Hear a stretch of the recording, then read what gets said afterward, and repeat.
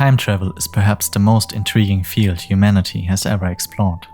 The idea of traveling back and forth in time freely and observe or change what has happened or is yet to happen challenges our understanding of reality as we know it. It was disconcerting to see the sun arc in less than a minute. To see a snail race by. My flowers flinging wide their petals to embrace the new day. And the hours speeding across the face of my sundial. And the flowers closing their eyes for the night. It was wonderful. What if I went faster? Although there's no based evidence of time travel happening right now, the theories, fiction and science around it have reached a highly engaging and sometimes even disturbing level.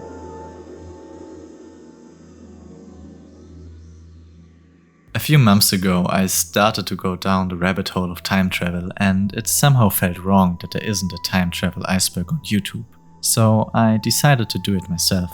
I did find a great iceberg about time travel and timelines from Reddit user StinkomanFans, who served as a huge inspiration, so big credits going out to him. Before we start, I need to get some things out of the way. To get a complete picture of time travel and time perception, we need to dive into complex fields like general relativity, quantum mechanics, and a whole lot of psychological phenomena. It goes without saying that I am not a scientist and we can't possibly cover everything about every entry without breaking the 10-hour mark. Alright, with that being said, here's the first part of the time travel, time perception iceberg. Wormholes. Wormholes, also known as Einstein-Rosen bridges, are hypothetical passages through space-time that could create shortcuts between two distant points in the universe. They are possible solutions to the equations of general relativity, which will come up a few times in this video. A wormhole consists of two mouths connected by a throat. The mouths are the entry and exit points, the throat is the tunnel-like structure that connects both. Wormholes could allow matter to travel from one end to another. However, they would require exotic matter with negative energy to remain stable and open, and there is no such thing existing right now. Wormholes are the most realistic way of time traveling happening, and a lot of theories are based on them actually being possible in the future. So that's why I put wormholes first. But maybe we don't need wormholes, but some crazy scientist transforming a DeLorean into a time machine. Back to the Future. Back to the Future is the most famous piece of fiction about time travel. The movie is about a teenager called Marty McFly who accidentally travels back in time from the 80s to the 50s using a DeLorean time machine built by Dr. Brown, or also called the Doc. Back to the Future explores time travel and its potential consequences on personal history and relationships. It raises questions about causality and the impact of altering past events. For example, when McFly almost prevented his parents George and Lorraine from meeting and falling in love, he almost disappeared from reality, as his parents never falling in love would result in him never being born. So he heroically corrects his mistakes and his parents fall in love and he is fine. Plot armor, if you ask me. Traveling back in time and playing with your own existence is part of the grandfather paradox. The grandfather paradox is a well-known thought experiment in the discussion around time travel. The paradox challenges the notion of causality where cause precedes effect. In Back to the Future, McFly would have just stopped existing if his parents never fall in love. But in the case of real time travel, there are different theories than just disappearing, such as the many worlds interpretation or the self-consistency principle, which will be covered later on. Doctor Who. Doctor Who is a long-running British series that follows the adventures of Doctor Who, a Time Lord from the planet Gallifrey. Doctor Who travels through space and time in a time machine that looks like a British police box. The adventures frequently play with time travel paradoxes and loops, using them as plot devices to create suspense and intrigue. The show explores implications of changing history or encountering one's past or future self. I personally really love the show, and it was a huge part of my curiosity around time travel. Time capsules. Time capsules are closed containers filled with items or information intended to be opened at a much later date. They serve as a snapshot of a particular era, capturing the culture, technology, and values of the current time. The most famous time capsules in modern time were set up in 1938 and 1965. The so-called Westinghouse time capsules contain everyday items like literature, contemporary art, and 3 letters from the most influential man at the time. You know, just stuff you carry around in your backpack every day. The containers are meant to be opened in about 5,000 years, but the creators faced significant challenges in making sure the capsules could be found. Alongside making sure the contents are safe, they also took into account the possibility that future generations could change methods of determining time and basically get rid of clocks as we know them. So just to be sure, they documented every astronomical event of the years and sent this and all information that could help in finding them to 3,000 museums all over the world. The Terminator. The Terminator is a popular movie from 1984 directed by James Cameron. The movie is set in a dystopian future where machines led by an artificial intelligence called Skynet have taken over the world. To prevent the birth of John Connor, the future leader of the human resistance, Skynet sends a naked cyborg assassin known as the Terminator back to 1984 to kill John's mother before he is conceived. In response to that, the resistance sends a soldier named Kylie Reese back in time to protect her. So it's basically a fight in the past to change the future, which implies the assumption that the future can be changed by altering past events. The Terminator has become a cornerstone of the time travel genre, known for its innovation and iconic characters. Déjà vu. Déjà vu is a fascinating psychological phenomenon where a person feels an uncanny sense of familiarity with a situation or a place, despite it being a new experience happening right now. Déjà vu seems unexplainable and is often called a glitch in the matrix, but there are actually scientific theories about it. One popular theory suggests that déjà vu results from a mismatch between sensory input and memory recall. The brain may mistakenly perceive a current situation as familiar because it resembles past experiences. So your head basically says, yo, we were here before, because it has indeed experienced something similar and can't really pinpoint the difference. Some people believe this feeling of familiarity could be related to dreams or subconscious memories that resemble the current situation, leading to the same feeling. Déjà vu serves as a nice introduction into one of many time perception theories in this video, and are probably more applicable to your life than the time travel ones, if you're not a time traveler.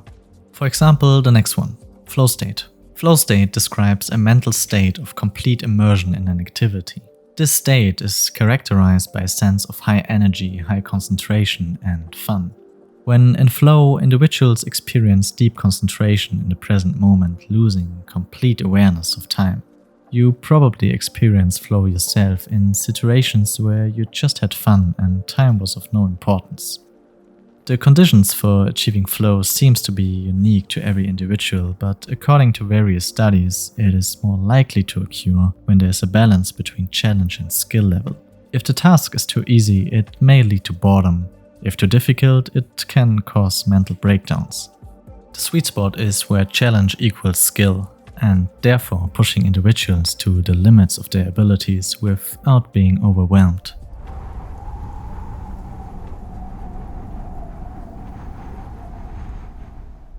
Quantum theory. Quantum theory, also known as quantum mechanics, is a fundamental theory in physics that describes behavior of matter and energy at the smallest scales. It emerged about 100 years ago and was a major departure from classical physics, introducing concepts that can barely be comprehended by the human mind.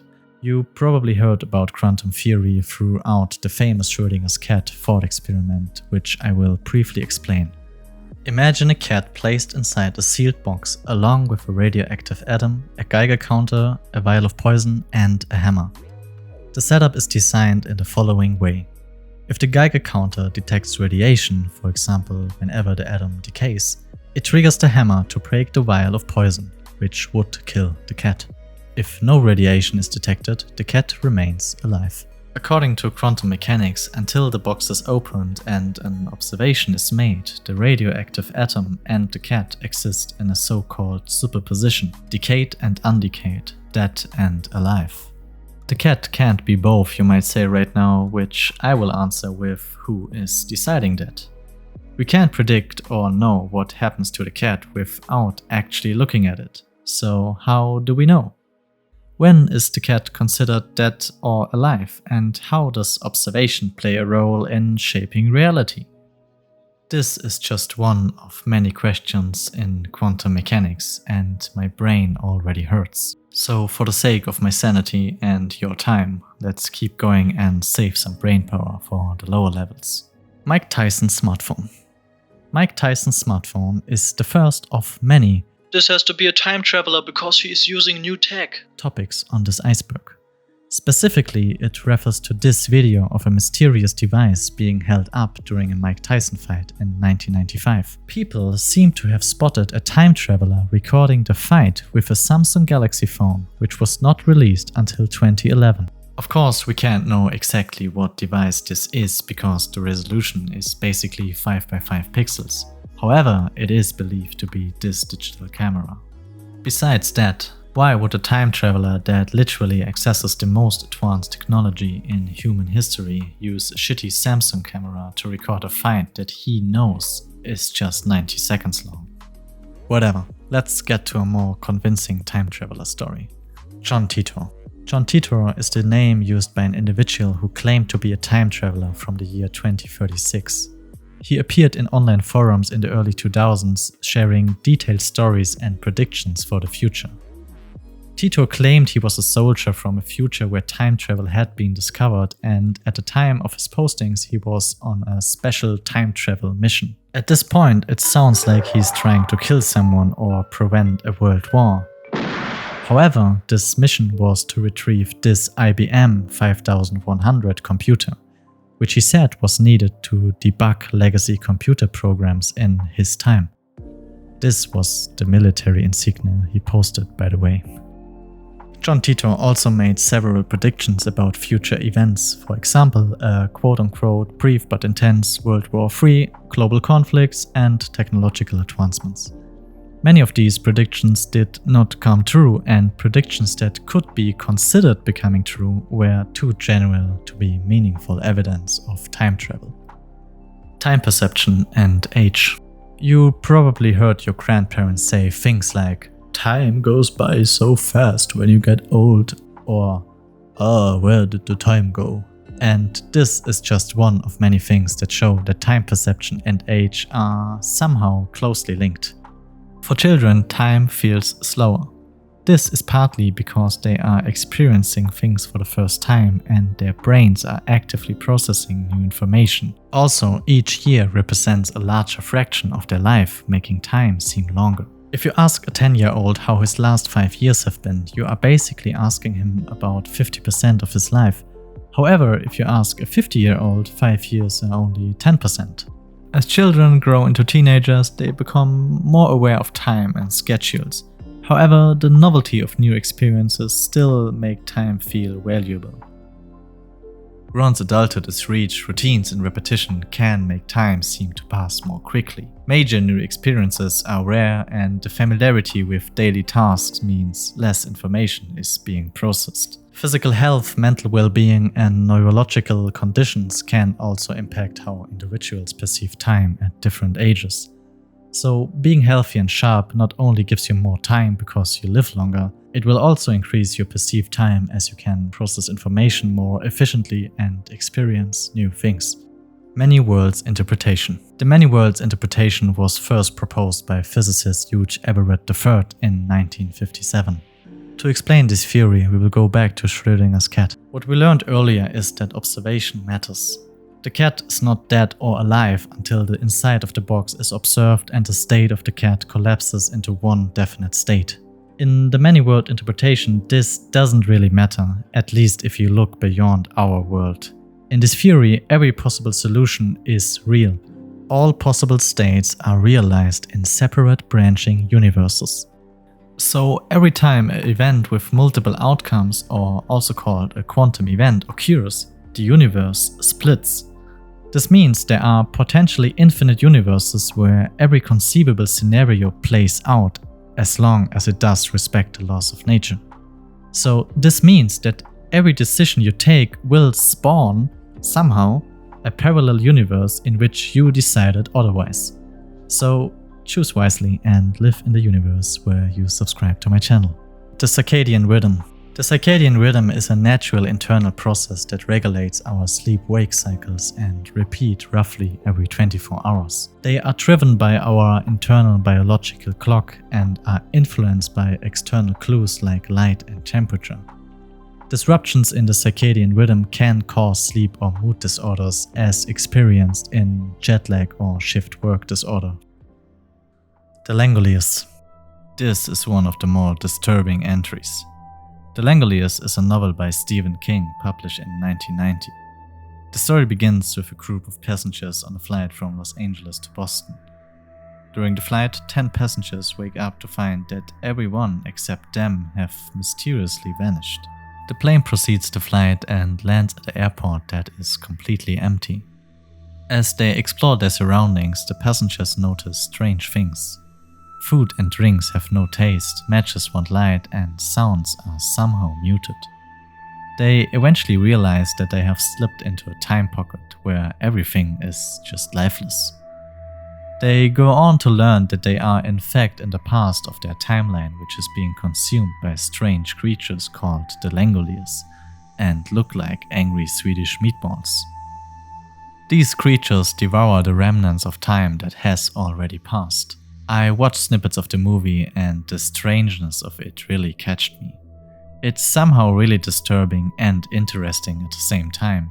I mean, the mere thought of alien creatures eating whatever we left is just crazy to me. I really recommend watching the movie and just try to absorb every bit of it. It somehow feels like a fever dream. E equals mc squared. E equals mc squared is one of the most famous equations in physics created by Albert Einstein. With his implication about mass energy equivalence, nuclear reactions, and loads of other stuff which I am not able to comprehend with my little brain, Einstein revolutionized physics by undermining notions of space and time. It laid the groundwork for modern physics by showing that space and time are intertwined and energy and mass are deeply connected. Einstein's theory is interesting for us because it allows for wormholes or closed time-like curves to exist. His most popular implication about time travel is time dilation, which we will talk about later on in this Iceberg series. The Mandela effect. The Mandela effect is a phenomenon where a large group of people remember an event or detail differently from how it actually occurred. It is named after Nelson Mandela, as many people falsely remembered him dying in prison in the 80s, even though he was released and actually passed away in 2013. There is a great Iceberg explained video from the YouTuber SaucePro, which I can't recommend enough if this is interesting to you. The Mandela effect is believed to be a result of false memory production. Human memory is by default imperfect and tends to be easily influenced by suggestions and misinformation.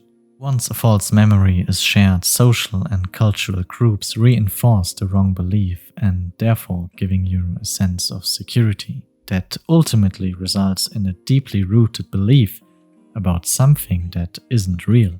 Some people even speculate that the Mandela effect could be evidence of the many worlds interpretation, which would mean that the Mandela effect is something like a glitch between worlds.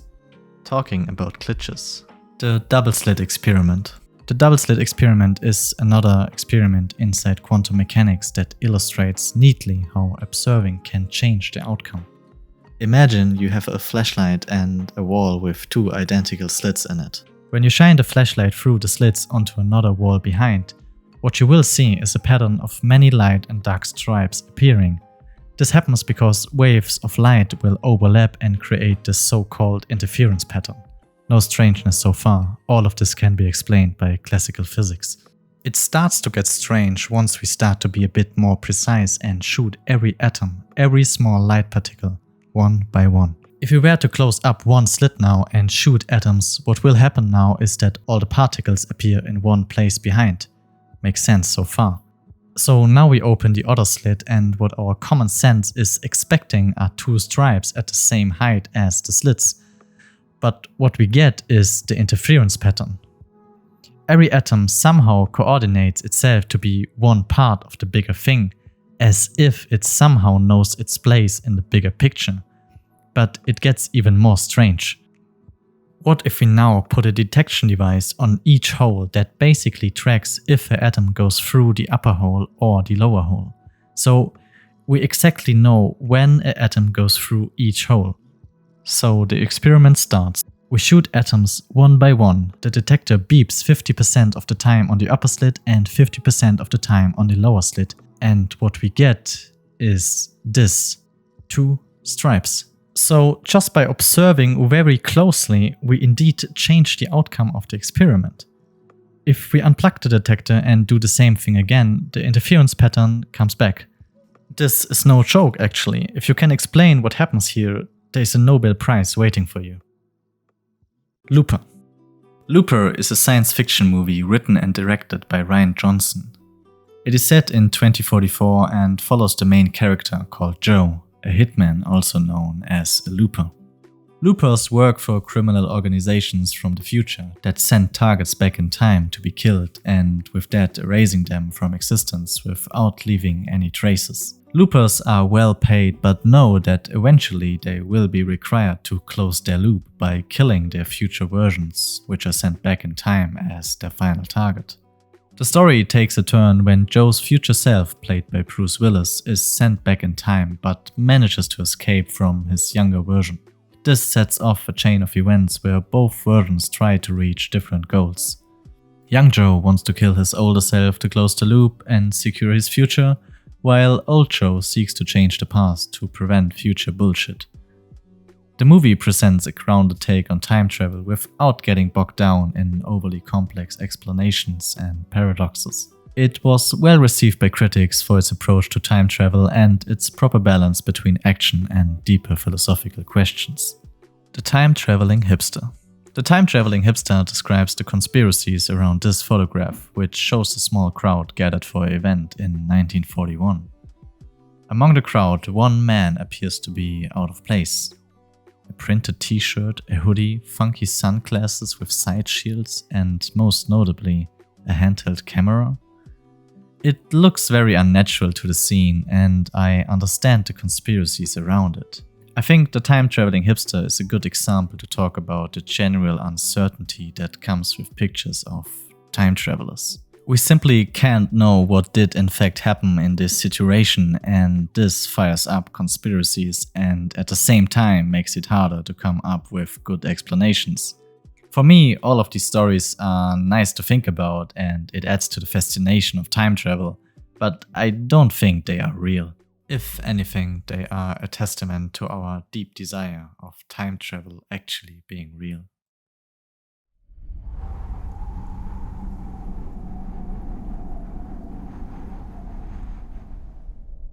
Fate, destiny, and free will.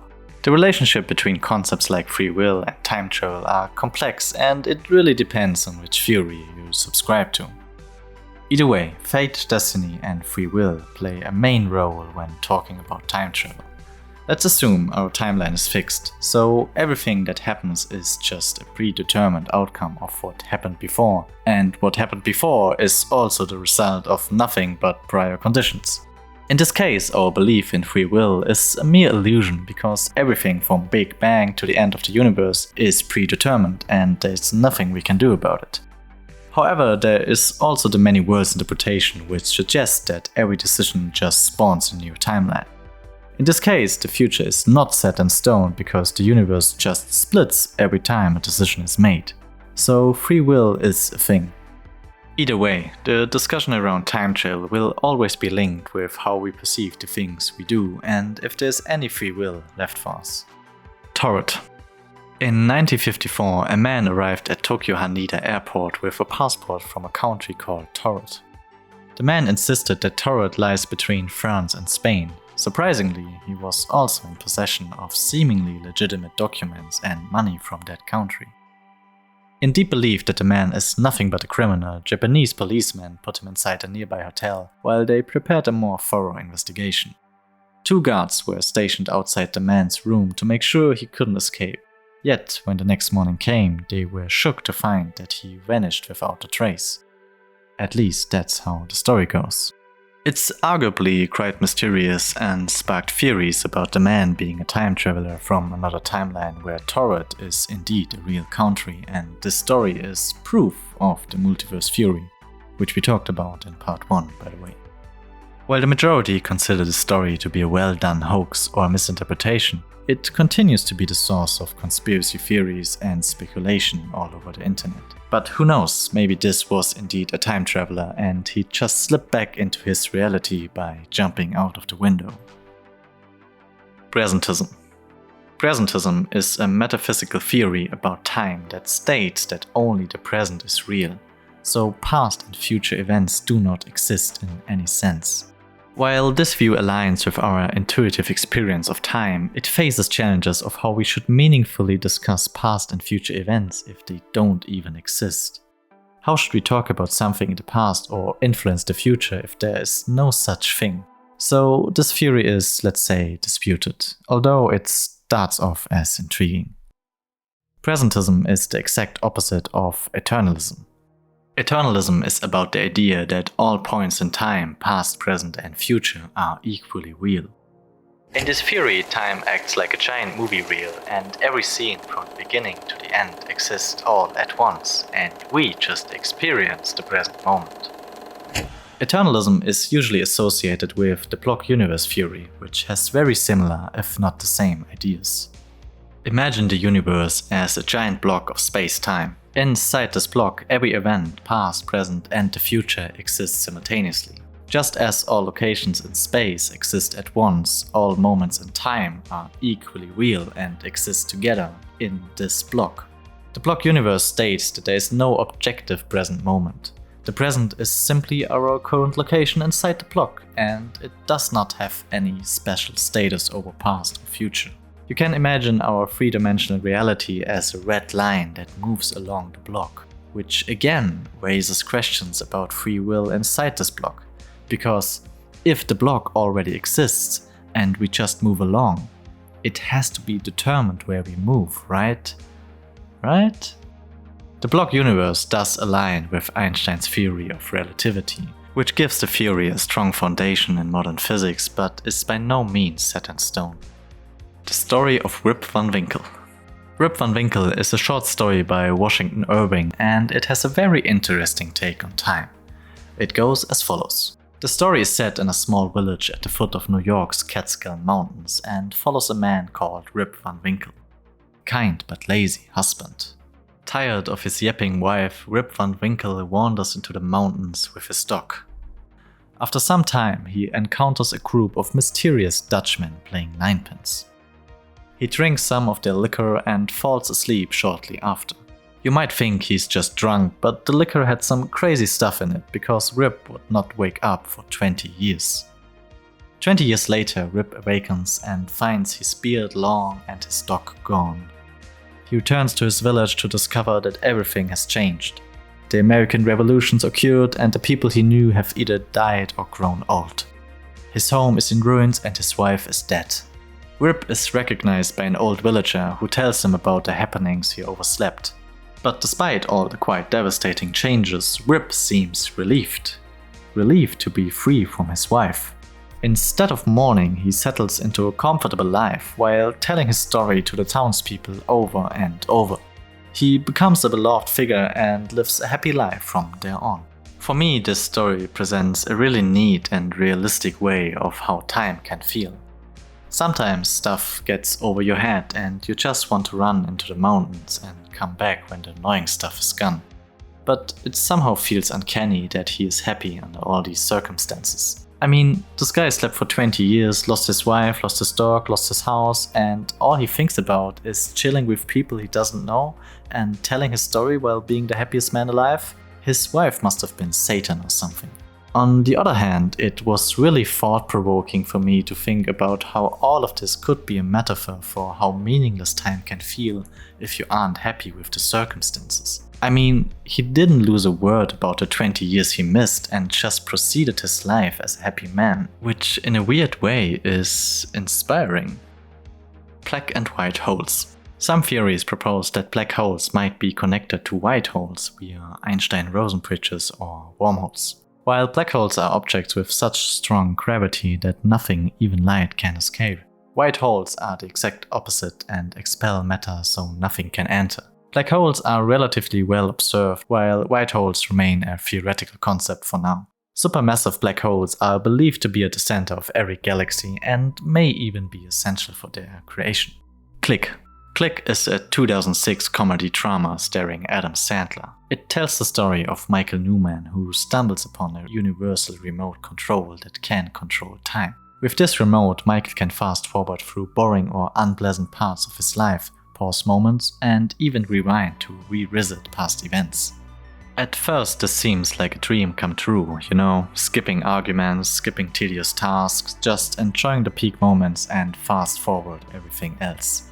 However, Michael soon discovers that constantly skipping through life has some unintended consequences.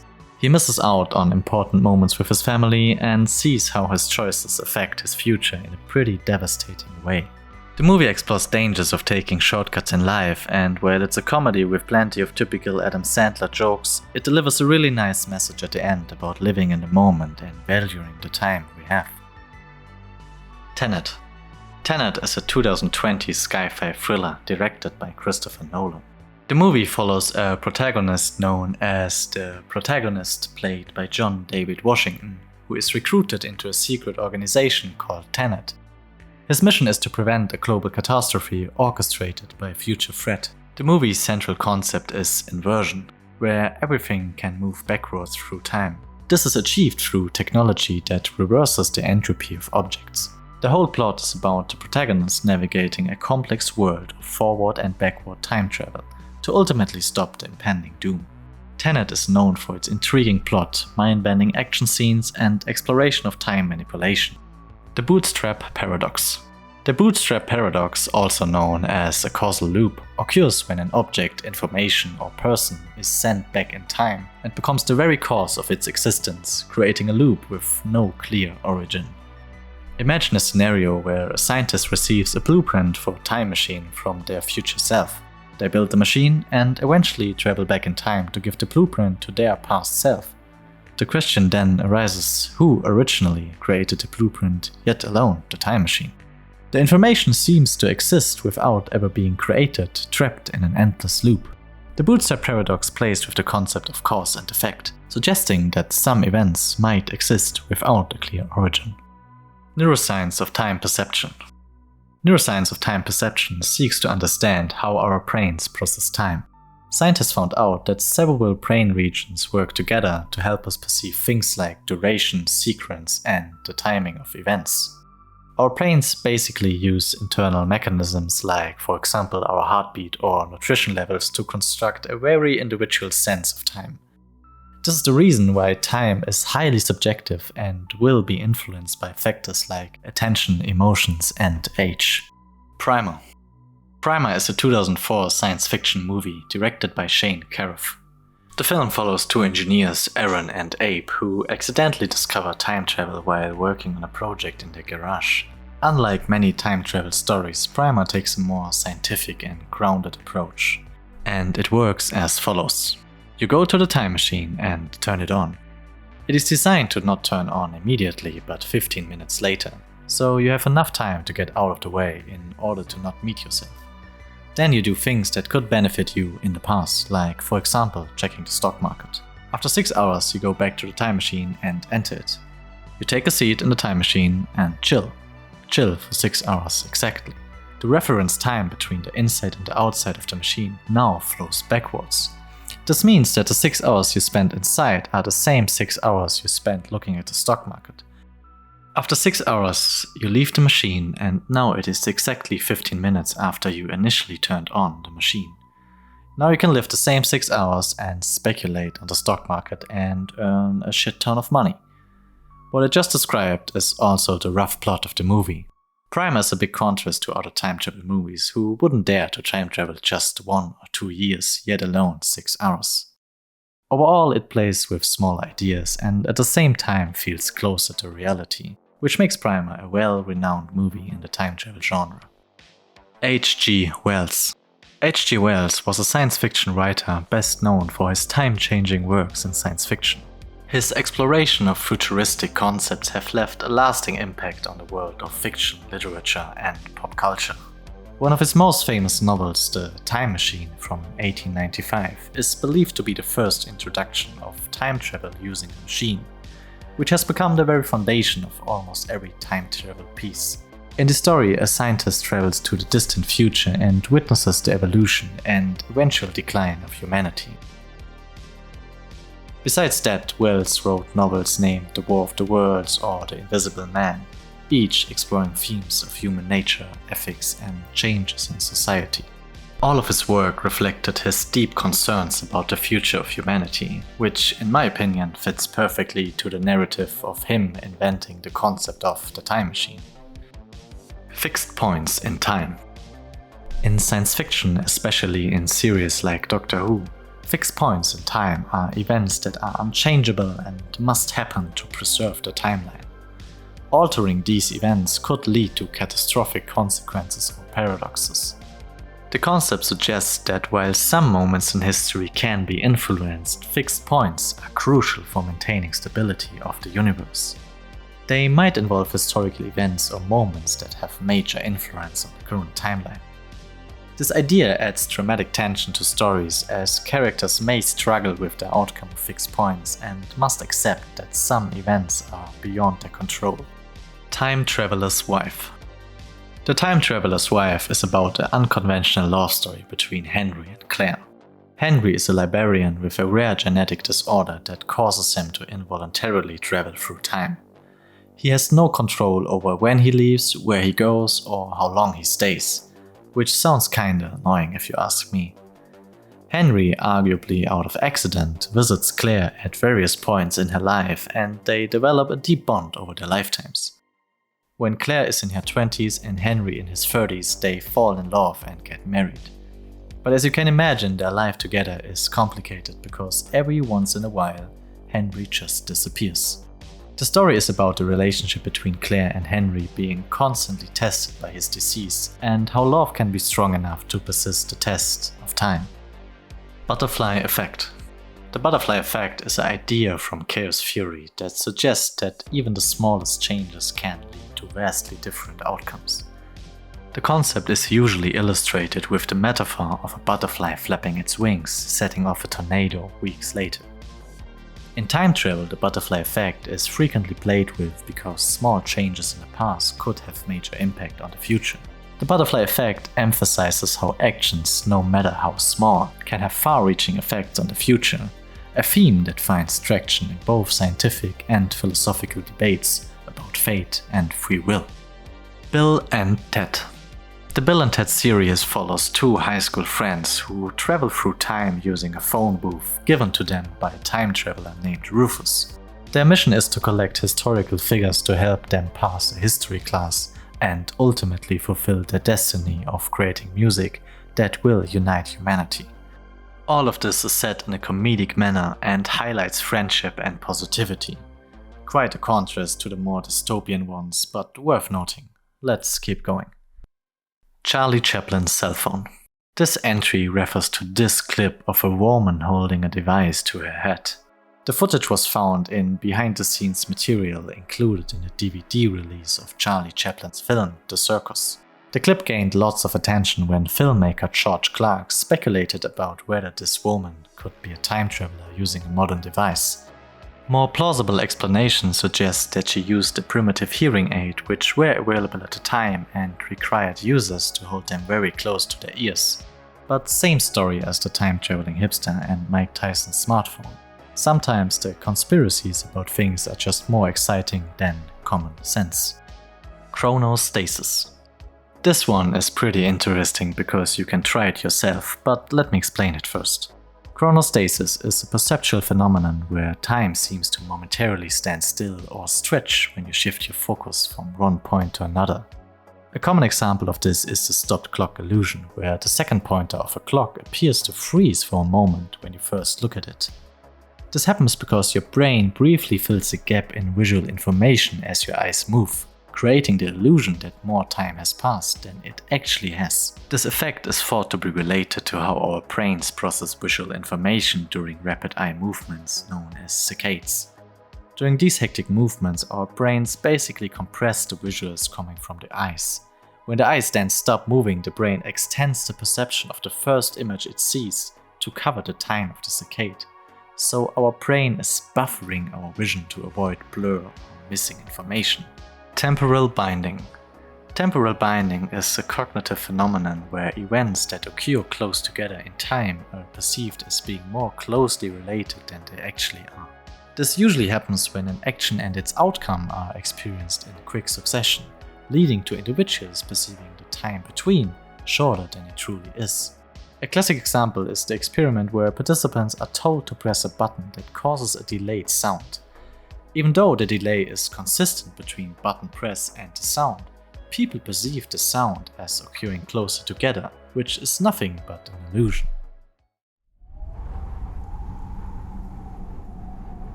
If time is an illusion.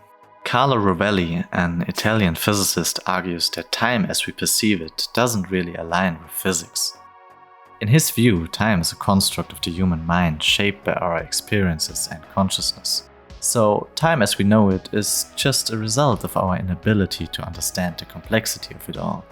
This would redefine our understanding of reality, because it means that our perception of time is more a reflection of human consciousness than a fundamental aspect of the universe itself. Repeating history. The repetition of history is usually linked to consistent human behavior, such as power struggles, cultural conflicts, and economic greed, which can lead to similar outcomes across different times. Some historians and philosophers argue that history follows cyclical patterns, where similar events or themes emerge in different eras due to the same conditions repeating over and over. Let's go over some examples. The Great Depression, 1929, and the 2008 financial crisis. Both were triggered by speculation, greed, and mismanagement, resulting in unemployment, poverty, and instability. The Napoleonic Wars and World War II.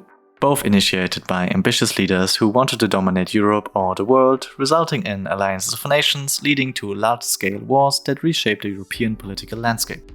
The Tale of Urashima Taro. This classical Japanese folktale starts with a young fisherman rescuing a turtle from harm. In gratitude, the turtle takes the fisherman to an enchanting dragon palace beneath the sea, where he meets a beautiful, mysterious princess.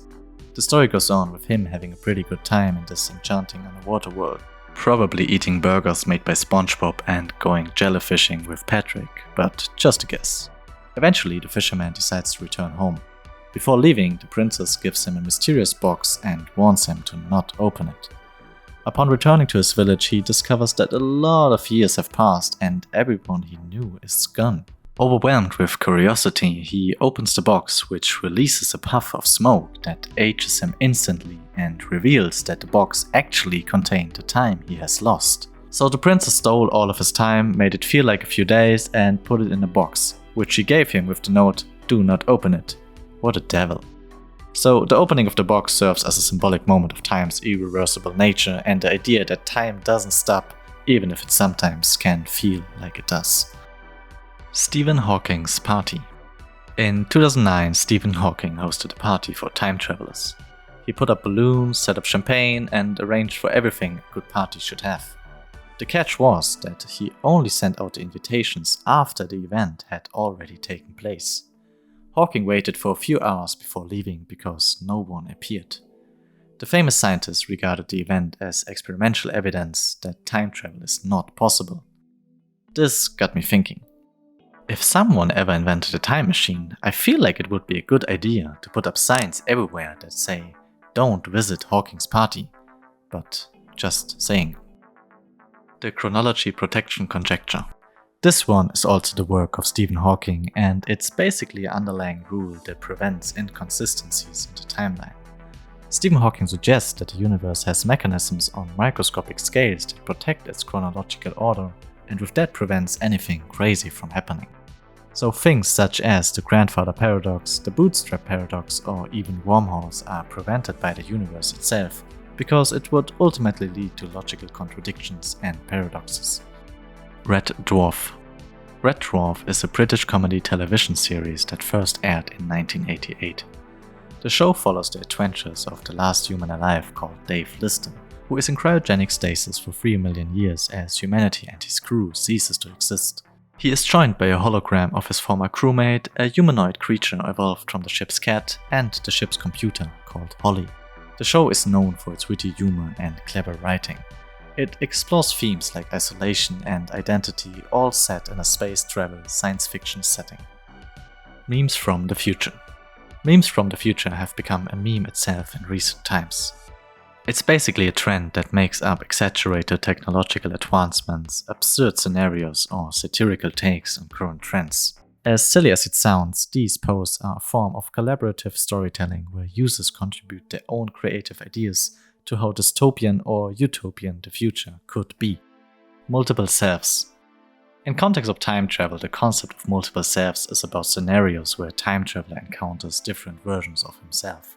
In the case of parallel timelines, these encounters can lead to complex interactions as he certainly has made different choices, leading to different values. Imagine meeting yourself as someone who did not attend school or had this one idea that made him rich. Would this person still be you? A person also could create duplicates of themselves by traveling back to a point in time where they already exist and just stay there, leading to multiple iterations of the same person just coexisting. All of this is obviously ignoring a lot of paradoxes, but as almost everything here, reality is not the main measurement. Merlin's disease. Merlin's disease is a concept made popular by science fiction writer Arthur C. Clarke. It's about the idea of experiencing life in reverse, similar to the wizard Merlin, who was said to live backwards through time. In this case, a person would start with the knowledge and experience of old age and progressively grow younger, losing memories and skills as they de-age. This idea was later reused in the film Benjamin Button with Brad Pitt. Proper fortune telling. This entry refers to the idea that a time traveler might use information from the future to make accurate predictions or use the stock market to make tons of money, which would be very human. However, I like to imagine a time traveler sitting in one of those wagons and literally predicting everyone's future. This certainly would be the first thing I would do. Arrow of time. The arrow of time was developed by British astrophysicist Arthur Eddington and is an unsolved question in physics. It's about the idea that time seems to flow in a single direction, from the past to the future, despite the fact that many fundamental physical laws are time symmetric, meaning they don't really care about time flowing forwards or backwards. Yet on a normal scale, things become quite nonsensical if you try to reverse them. Imagine an egg being unboiled or water droplets going up into the clouds. So when do things start to flow in a certain direction? When does time start to flow? It's obviously way more complex than that, and there are scientists that put their life into these questions, but it's safe to say that there's no clear answer to these questions. The Legend of Oisin. This one is very similar to the tale of Urashima Taro, so we won't go too deep. The legends of Oisin are central to Irish mythology. This particular legend is about Oisin's journey to Tir na Nog, the land of eternal youth. He meets a beautiful fairy woman who falls in love with Oisin and invites her to a magical land where time stands still. He accepts the invitation and lives there happily for what seems like a few years.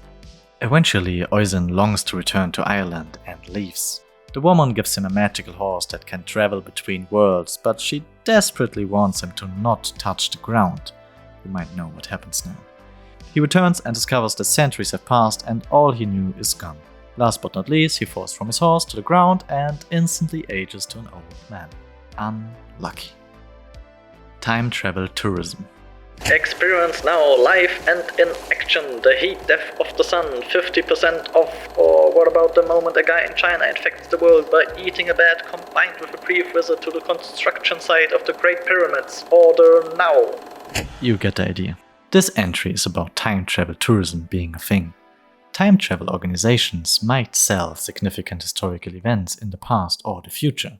Although the creation of time travel poses a small barrier to begin with, the mere thought of it aligns pretty good with our society putting a paywall on everything even remotely exciting. The Dodleston Messages. The Dodleston Messages center around Ken Webster, who claimed to have received mysterious messages on a borrowed computer from both the past and the future. The story started when Ken borrowed a computer from his school and began receiving strange messages without the computer being connected to any network. The messages were written in Old English and addressed Ken and his girlfriend Debbie by name, which has to be quite unsettling to see. The person writing claimed to be Lucas, a man from 1541, who described his life in a series of messages, including details about his home, family, and eventually even revealing that he once owned the land on which Ken's house stood. After some time, the story took a twist when a new entity joined the conversation who claimed to be from the year 2109. This person seemed to control or monitor the communication between Ken and Lucas, and claimed that Ken had a significant role to play in future events. While some see this as potential evidence of time travel or time messaging, others believe this to be just a well-crafted story. Either way, it's a captivating story which doesn't stop being interesting the more you get into it, so feel free to research it yourself, but we will move on for now. Medieval Found Footage. Medieval Found Footage is an odd series of videos on YouTube claiming to be footage of the Middle Ages. I mean, it's pretty obvious that this is just footage of documentaries or movies put together, but I honestly love the thought of a time traveler recording medieval footage and uploading it to YouTube in our time. But yeah, if every iceberg needs a joke entry, this might be it. Phil of the Future. Phil of the Future is a Disney Channel production that aired from 2004 to 2006. It centers around a family from the year 2121 who becomes stranded in the 21st century due to a time machine malfunction. The show follows Phil Diffie and his family as they navigate life in the 21st century while trying to conceal their futuristic origins. Phil of the Future is a creative blend between Disney teen drama and science fiction. And the success of the show proves how far-reaching time travel is if you consider quantum physics being at the other side of the spectrum. Polchinski's Paradox. Polchinski's Paradox is basically another version of the Grandfather Paradox, but without a time travel. Imagine you throw a billiard ball at the right speed and angle into a wormhole so that it comes out the other end and prevents its previous self from entering the wormhole in the first place. So it doesn't enter the wormhole. But it did, so did it?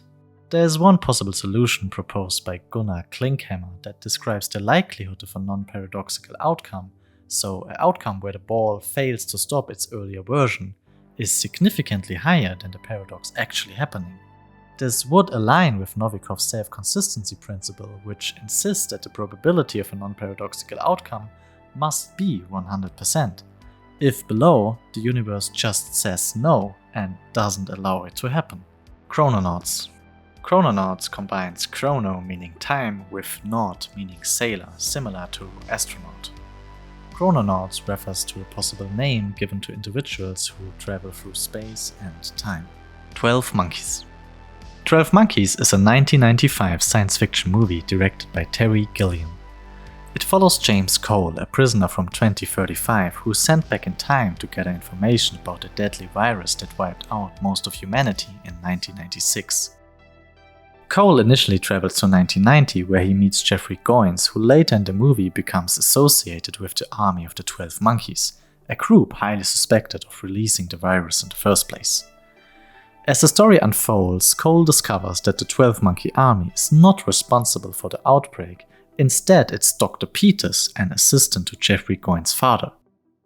While attempting to stop the doctor right before releasing the virus, he gets shot by the police, which fulfills a childhood memory he had of witnessing a man being shot. Dr. Peters boards the plane and the virus gets released, ultimately revealing that Cole's life is nothing but a tragic loop centered around his own death. Time dilation. Time dilation might be the closest thing to time travel we got right now. It's a phenomenon described by our good friend Einstein in his theory of relativity. Time dilation occurs when an object moves at high speeds relative to an observer, causing the moving object's clock to tick slower than the clock of the observer. Imagine two synced atomic clocks. One clock gets placed inside a spaceship which goes on to travel for 10 years at 90% of the speed of light through space until it returns back to Earth. The other clock stays on Earth. What is important to note is that the 10 years is the time that will pass on the spaceship's clock, but the 10 years on the spaceship will not be 10 years on Earth. In fact, when the spaceship returns, about 23 years have passed on Earth. So 23 years on Earth, 10 years on the spaceship.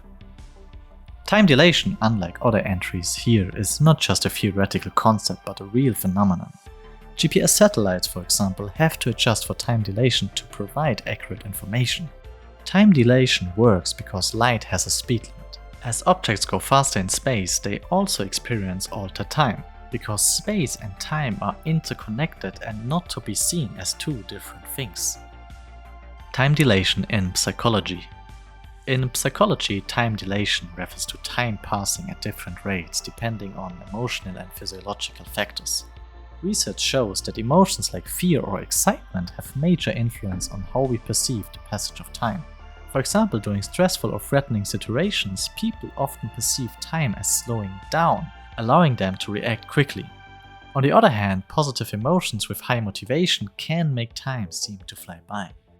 Time dilation shows that time is not a fixed concept and influenced not only by how fast we move through space, but also how we feel while doing so. Trump Legacy Theory. This entry refers to the strange similarities between Donald Trump and a person described in two children's novels called Baron Trump. Baron Trump is described as selfish, restless, and prone to get in trouble. He frequently mentions his massive brain and has personalized insults for most people he meets. And he lives in a building named after himself. These speculations are further fueled by the fact that Donald Trump's youngest son is called Baron Trump, and he himself used the name John Barron in the 80s.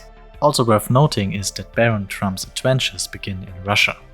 Conspiracies around these novels claim that Donald Trump or one of his ancestors went back in time to found the Trump fortune. However, most historians dismiss these claims as simple coincidences. Nostradamus. Nostradamus was a French astrologer and physician known for his book Les Prophéties, which is filled with cryptic predictions about future events. Nostradamus gained reputation through some interpretations claiming that he did predict events like the rise of Napoleon, the French Revolution, or even 9/11. However, these interpretations are heavily subjective, leading to obvious problems with accuracy.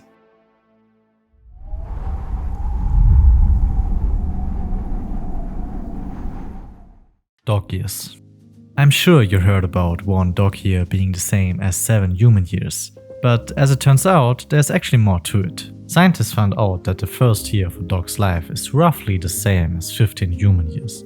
The second year is about 9, and after that, each additional year is approximately 4 to 5 human years, depending on the dog's size and breed. Smaller breeds tend to age slower than larger breeds. Historically, the 1 dog year equals X human years method was created to show that dogs age much faster than their humans and give owners a sense of age to take better care of their pets. But they don't actually age faster. They just age faster if we translate or compare their aging to our aging. If dogs could create a concept of time, they would say that we age slow. I think you know where I'm going with this.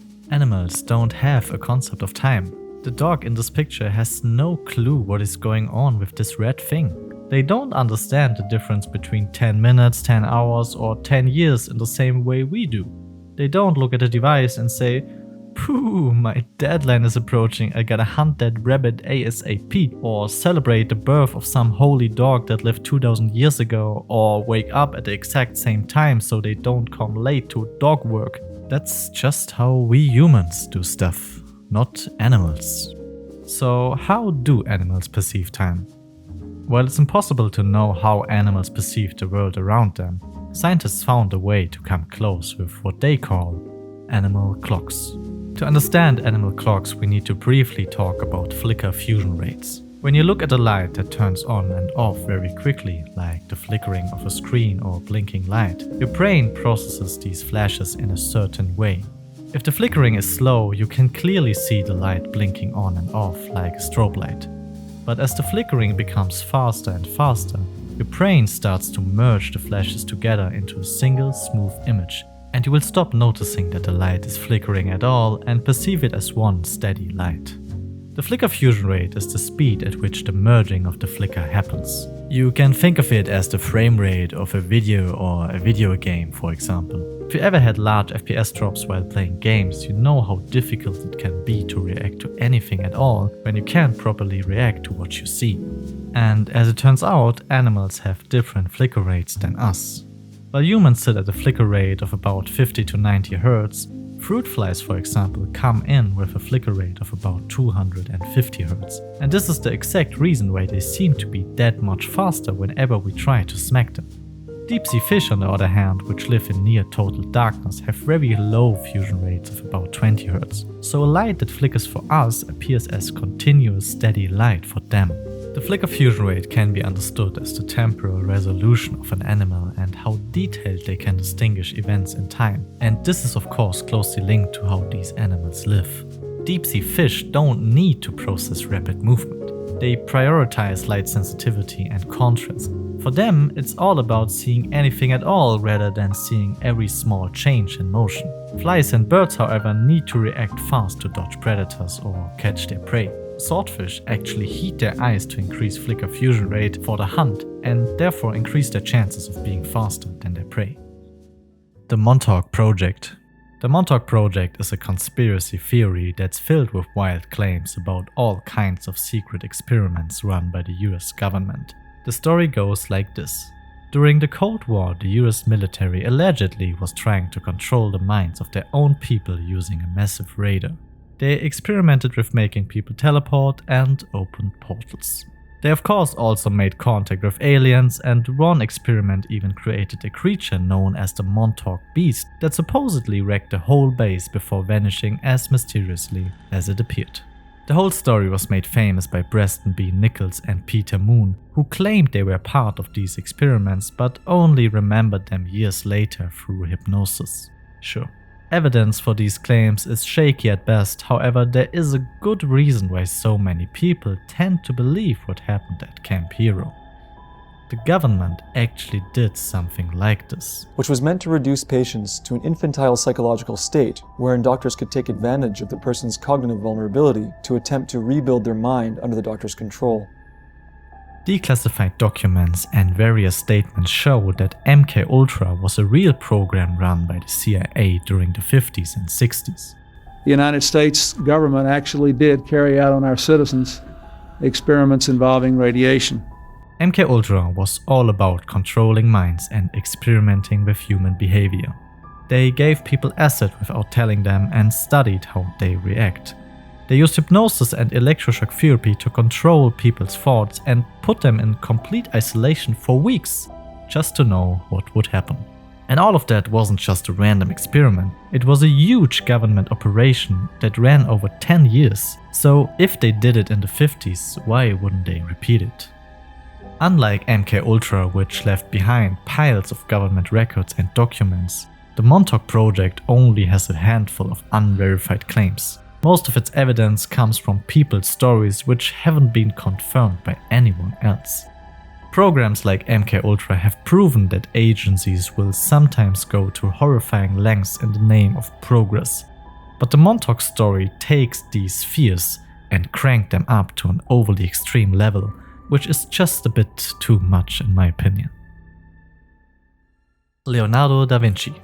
Leonardo da Vinci was not just a man of his time. He was a mind far ahead of it. So was he a time traveler? Born in 1452, he achieved feats that would take centuries for the world to understand. In an era where most still believed the Earth was the center of the universe, Da Vinci was designing flying machines, sketching detailed human anatomy, painting the most famous piece of art to this day, and coming up with inventions like tanks and robots. His notebooks are filled with inventions and studies that society wouldn't catch up to for hundreds of years. He envisioned possibilities that others couldn't even dream of. Da Vinci is proof that individuals can't break the limits of their society. While collective knowledge grows slowly, some minds break through, achieving things far beyond what seems possible. He wasn't just a genius of his time, he was a preview of the future. While I don't think he was a time traveler, I certainly think that Da Vinci is the closest thing we have of someone being completely detached from their timeline. Dream precognition. What if our dreams could foresee the future? You might have experienced a strange sense of déjà vu when something you dreamed aligned perfectly with reality. But is this truly foresight, or are our minds playing tricks on us?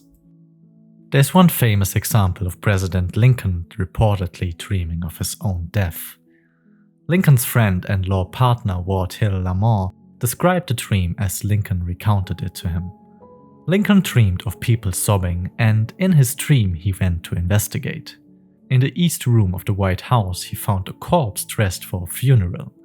Lincoln asked the figures in the dream what happened. One reported to him that the president was assassinated.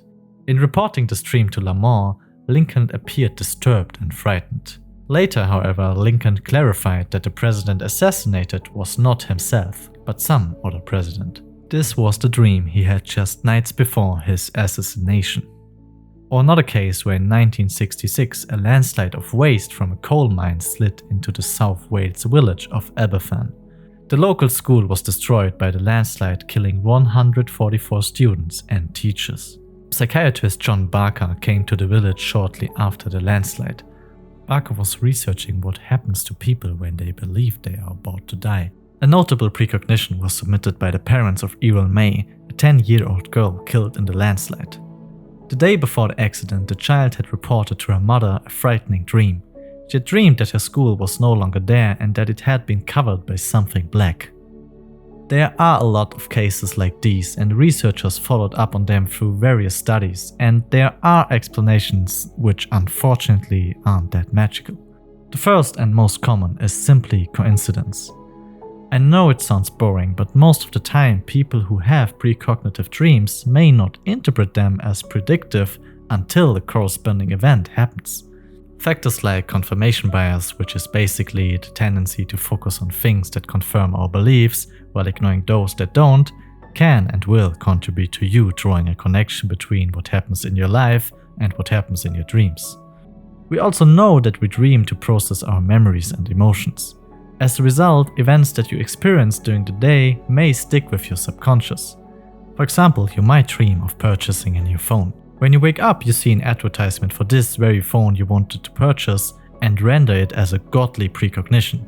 However, if you had been thinking about getting a new phone and researching it for a few days, your dream might simply reflect what was already coming up in your life, and therefore it's not a precognition but just a very accurate assumption. Cultural perceptions of time.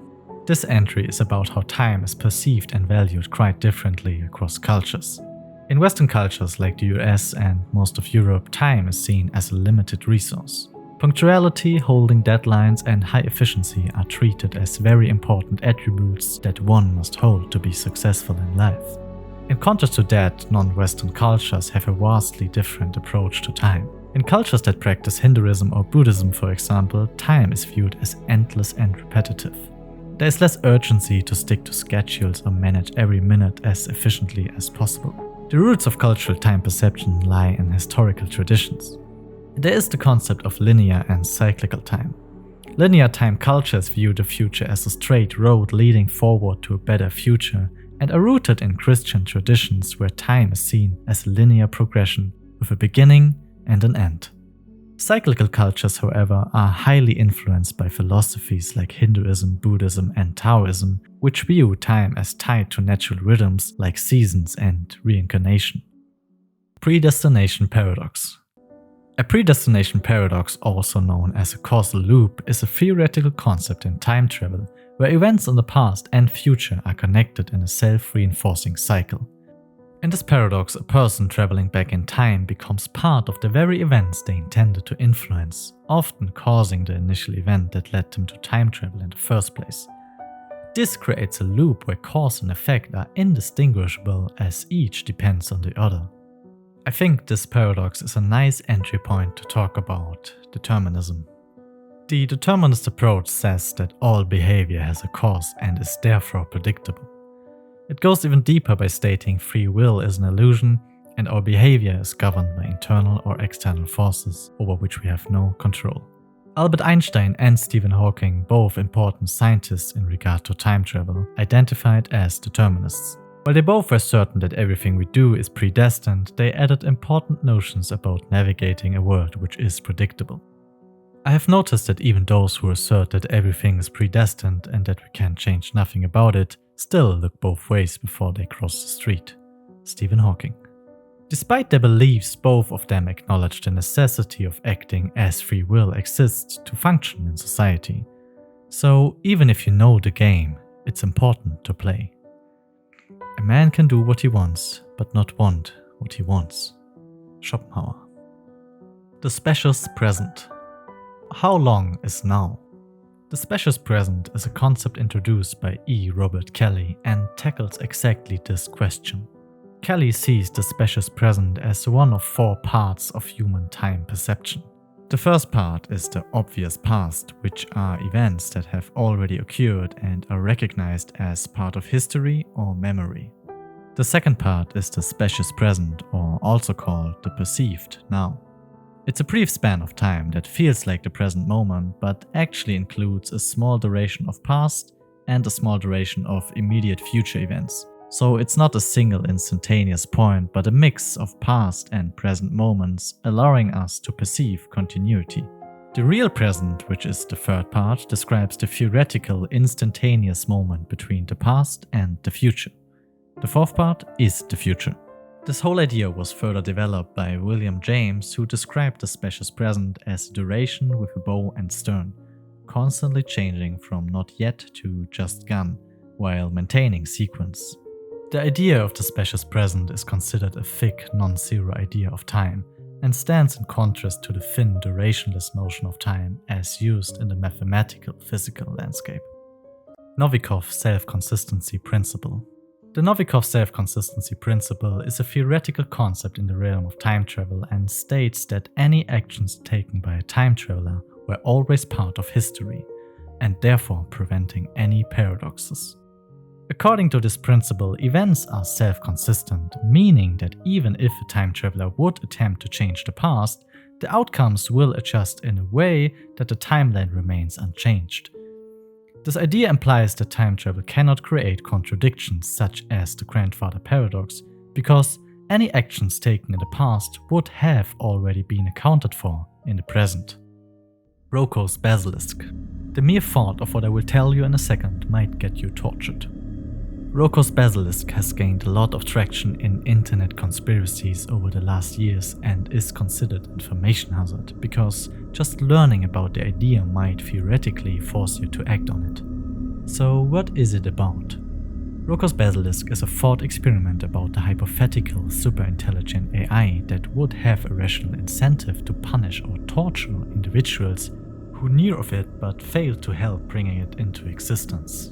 It's called Roko's basilisk because the idea was proposed by a user named Roko on a forum called Less Wrong, and basilisk like the mythical creature that could kill with a glance. If we throw time travel into the soup, all of it just gets more scarier. Because even the possibility of time travel by a future AI makes individuals in the present more responsible for the AI's eventual creation, as the basilisk could hold them accountable retroactively for current decisions. Roko's basilisk has been viewed as a version of Pascal's wager, which proposes that a rational person should live as though God exists regardless of the probability of God's existence, because the finite costs of believing are insignificant compared to the infinite punishment of not believing. So, do you believe? Philadelphia experiment.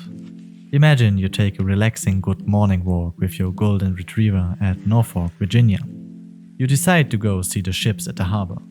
You arrive and see a beautiful sunset, and just as you get a complete look on the whole harbor, you lose all your sanity as a huge 100-meter-long aircraft carrier spawns into existence out of nowhere.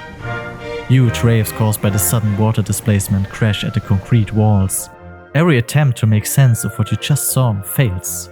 You see an old woman in the distance screaming and running away with all the energy she has left, and a group of young people in panic grabbing their phones out of their big jeans and screaming words you never heard before.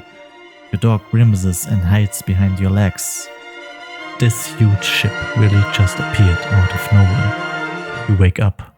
It was just one of your crazy conspiracy dreams again. The Philadelphia experiment is a story about the supposed 1943 US Navy experiment conducted at the Philadelphia Naval Shipyard. According to the legend, the Navy destroyer escort USS Eldridge was rendered invisible and teleported to Norfolk, Virginia, and back. Some versions of the story claim that the experiment also involved not only teleportation but also time travel. The tale suggests disastrous effects on the crew, including disorientation, mental illness, and even being embedded in the ship's structure. Despite its popularity in conspiracy circles, there's no credible evidence to support these claims, and it is widely regarded as a hoax. Rudolph Fentz. According to the story, a man dressed in 19th century clothing was allegedly found confused and disoriented at Times Square, New York in the 50s. He was reportedly hit by a car and killed, and when authorities investigated, they found items in his possession that seemed to originate from the 1800s. The story suggests that he might have been a time traveler, but it is widely believed to be a short story written by Jack Finney in the 50s. Despite its fictional roots, the tale has persisted as a modern myth about time travel. Father Time and Baby New Year. Father Time and Baby New Year are metaphorical representations of time. Father Time is depicted as an elderly man with a long beard, wearing robes and carrying a scythe and an hourglass. He represents the old year. At the end of each year, Father Time is said to pass on his knowledge and responsibilities to Baby New Year. Baby New Year is typically portrayed as a baby or toddler wearing nothing but a diaper, a sash with the New Year's date, and sometimes a top hat. This figure symbolizes rebirth, renewal, and the fresh start that comes with the new year.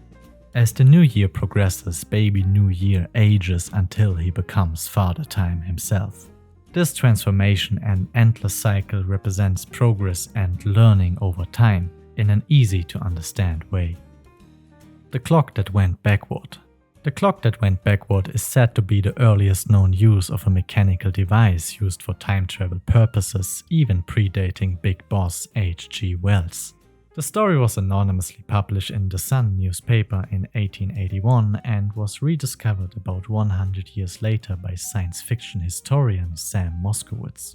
Moskowitz also found out that the anonymously published story was in fact written by Edward Page Mitchell. Moskowitz conducted great effort to track down and collect all works of Edward Page Mitchell, who he calls to be the single most important but lost giant of science fiction. Because he did not only come first in writing about time travel, he also was first in writing about invisibility, teleportation, a thinking computer, and a cyborg. Gregor Strasser. When asked what one would do if they had a time machine, killing Adolf Hitler is sure to be one of the top answers. But killing Hitler was hard. Historians uncovered a total of 42 plots regarding the assassination of Hitler, and he lived through all of them. And this is where Gregor Strasser comes into play. Gregor Strasser, leader of the Nazi Party before Hitler, had a focus on socialist left principles and had ideological ideas that were much more passive than Hitler's. In 1934, Hitler orchestrated the Night of the Long Knives and purged perceived threats within the party, in which Strasser was executed. So this entry is the arguably wild assumption that, contrary to popular belief, it might be a better and easier to pull off idea to keep Gregor Strasser alive than killing Adolf Hitler. Keanu Reeves' Immortality. Let's start this off with a riddle. Which one of these three gentlemen is the real Keanu Reeves? I'm sure you picked this one, but there is a theory that actually all of those are Keanu Reeves. This entry is a myth arguing that Keanu Reeves is immortal. Fans pointed out strikingly accurate resemblances between Keanu Reeves and historical figures such as Charlemagne, a Holy Roman Emperor, or Paul Monet, a 19th century French actor.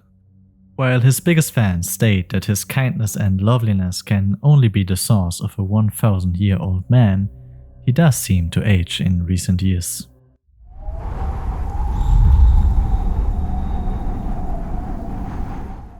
Cryogenics. Cryogenics is basically low-temperature physics.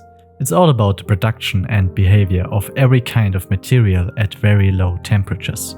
So humans too, right? Cryonics or cryopreservation is about just that. Low temperature freezing and storage of human remains in the hope that resurrection may be possible in the future. Cryonics is an active field with about 5 companies preserving and storing human bodies right now. The idea of preserving human life was first suggested by Benjamin Franklin and was later popularized by Robert Ettinger. Cryonic supporters argue that as long as brain structure remains intact, there is no fundamental barrier, given our current understanding of physics, to recovering its information content. They hope that some kind of presently non-existent nanotechnology will be able to bring the dead back to life and treat the diseases that killed them. Fred and Linda Chamberlain established the Alcor Life Extension Foundation in 1972, which is now the largest cryonics organization. Cryonics is based on hope. Hope that future scientists will find a way to revive the preserved bodies. It goes without saying that this would be a revolutionary moment in time. However, there is of course skepticism towards the practice. The first and most significant is, ironically, about lifetime. It seems extremely unlikely that any cryonics company could exist long enough to take advantage of the supposed benefits offered. Historically, even the most successful corporations have only a 1 in 1,000 chance of lasting 100 years. And many cryonics companies have indeed failed, and as of now, all but one company founded before 1973 have gone out of business. And their stored corpses have been defrosted. A grim reminder of the dangers of cryonics. The Wreck of the Titan or Futility. The Wreck of the Titan or Futility is a novel written by Morgan Robertson, first published in 1898. The story is known for its eerie similarities to the real-life sinking of the RMS Titanic, which occurred 13 years later in 1912. Both the Titan and Titanic were described as being among the largest ships of the world with similar lengths and both considered unsinkable. Both ships struck an iceberg in April in the North Atlantic. The sinking of both ships resulted in significant death counts, with many passengers unable to be saved due to the lack of lifeboats. The novel's striking similarities to the Titanic catastrophe led some to speculate about Robertson's foresight or precognitive abilities. Robertson's accuracy is thought to be a product of his extensive knowledge of shipbuilding and maritime practices at the time. Following the Titanic disaster, the Wreck of the Titan gained renewed attention and was reissued with slight modifications. It remains a fascinating example of how fiction can sometimes mirror reality in a scary way. Simulated reality. If technology doesn't stop evolving, what would stop us from creating a simulated reality in the future? What if this is already what happened? Simulated reality is the theory that our perceived reality might be an artificial simulation. So everything we experience, including time, could be part of a sophisticated simulation created by advanced beings or future humans. In the context of time, simulated reality is about whether our perception of time's flow and its linear nature are programmed into existence rather than being intrinsic properties of the universe. This idea has been popularized in science fiction many times, as seen in the Matrix trilogy, for example. This whole concept is crazy mind candy for me and gets me every time, because wherever you go with it, you just can't possibly disprove it because it undermines everything. I highly recommend Nick Bostrom's book called Are You Living in a Computer Simulation? He's the philosopher who introduced the simulation argument, and really it's strikingly interesting. Language time perception. If you were asked to walk diagonally across a field, would you know what to do? Or what if you were offered $20 today or double that amount in a month? Would you be willing to wait?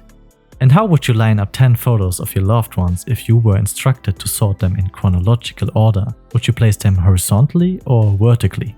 These might seem like simple questions, but remarkably, your answers to these questions are likely to be influenced by the language you speak. English language, for example, uses horizontal spatial metaphors for time. Phrases like looking forward to the weekend and putting the past behind us frame time as a horizontal journey. Mandarin, on the other hand, uses vertical metaphors. Earlier events are up and later events are down, so more like a vertical journey. Economist Keith Jent's work is foundational in this area. He proposed that language with a strongly grammaticalized future tense, for example English or Spanish, encourages speakers to perceive the future as distinct from the present.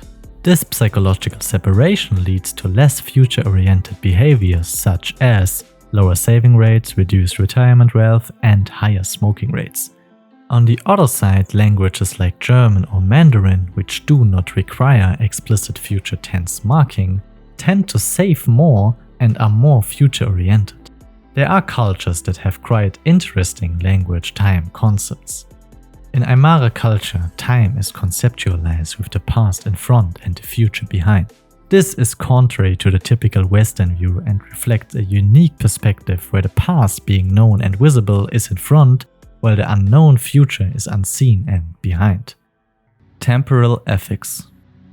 Doing anything time-altering will, without a doubt, kill people. Temporal ethics is about the moral considerations related to actions that impact different points in time, particularly in the context of time travel.